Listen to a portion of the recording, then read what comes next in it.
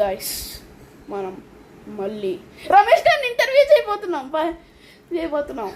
So ఆయన ఏం చెప్పారంటే ఆయన జాబ్కి ముందు ఏం చేస్తున్నారో చెప్తారంట.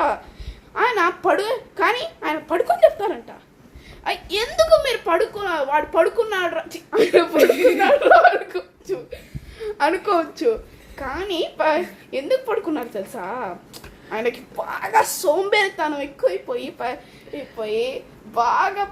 బాగా దిండేసుకొని కాలు చెప్పుకొని పడుకున్నారు. సో ఆయన ఇట్లనే ఇంటర్వ్యూ ఇవ్వగలరు, ఆయన కట్నే కదా కంఫర్టబుల్. సో మనం వెళ్ళిపోదాం వీడియో లేట్ చేయకుండా. ఆయన చూపించండి అమ్మా. హాయ్.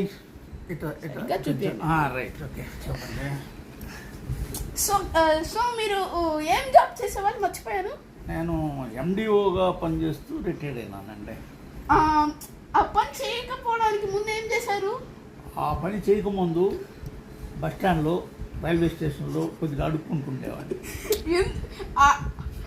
ఎలా డబ్బులు వేస్తారండి రొటీన్గా? ఎప్పుడు నేను మంచి పాటలు పాడేవాడిని అండి. ఆ పాటలు పాడి అడుక్కుంటుంటే మామూలుగా అందరూ వేసేవాళ్ళు.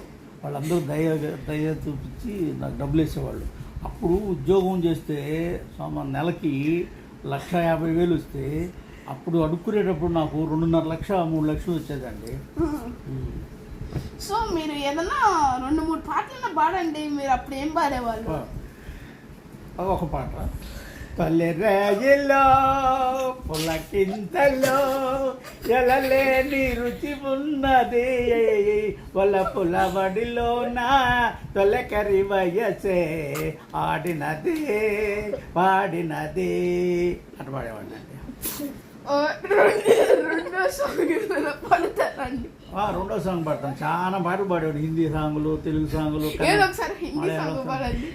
తెలుగు సాంగ్ చెప్తాను మీకు. హిందీ రాదని చెప్పండి. హిందీ వచ్చండి, పాడండి. హిందీ సాంగ్ పాడండి. सोचता हूँ मगर मैं जुआ मांगता, आटे अपने उठा कर जुआ मांगता, जब से तुझसे मवादा मैं करने लगा అని పాడేవాడిని. సార్ తెలుగు పాట ఇంకోటి పాడండి. తుల్లి తుల్లి పడబోకే తొంటరి బొమ్మ. అమ్మా ధర్మం చేయండి తల్లి. తుల్లి తుల్లి పడబోకే తొంటరి బొమ్మ, మళ్ళీ మళ్ళీ రాదే ఈ మానవ జన్మ. ఎన్ని పదవులున్నా చక్రవర్తి తానై ఉన్నా, ఎన్ని పదవులున్నా